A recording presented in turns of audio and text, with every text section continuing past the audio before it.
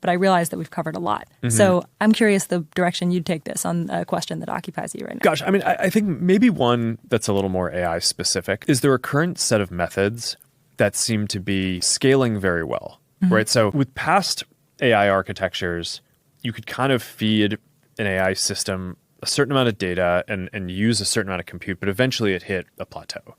And one of the interesting things about these new transformer-based architectures over the last 5 to 10 years is that we haven't found the end yet. So that leads to this dynamic where Llama 3, we could train on 10 to 20,000 GPUs. Llama 4, we could train on more than 100,000 GPUs. Llama 5, we can plan to scale even further. And there's just an interesting question of how far, in a world where AI gets smarter and smarter, this is probably going to be the next major platform after phones. I miss hugging my mom. Yeah, haptics is hard. How does generative AI change how social media feels? We haven't found the end yet. The average American has fewer friends now than they did 15 years ago. Why do you think that's happening? I mean, there's a lot going on to unpack there.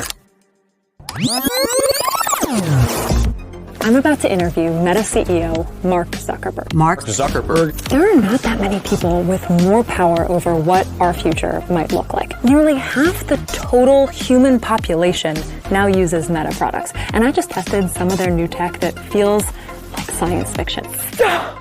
This is crazy. Mark Zuckerberg and different countries, we're starting out. Yeah, we're starting out with just a few languages, but we'll roll it out to more. And you could be traveling anywhere, and you have your glasses, and they just translate in real time in your ear.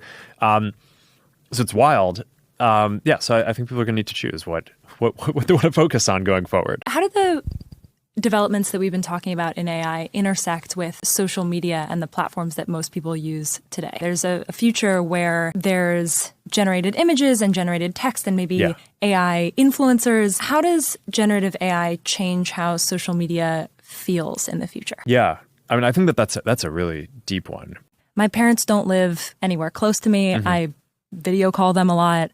And when I think about the progress of technology like this, in a timeline from like the telegram to the telephone to video call to some feeling of presence with another person who feels like they're right there in front of me. That makes me feel incredibly optimistic. I would love a future where like I can lose in Scrabble to my mom and feel like she's really there in front of me. Yeah. And it feels like we're not that far away from something I agree. that persuades my brain that that's happening. Yeah, totally. And also, I miss hugging my mom, right? Like that never goes away. Yeah, haptics is hard. Yeah. And so my question is about that. It's about this feeling of like, it's hard for me to imagine a future where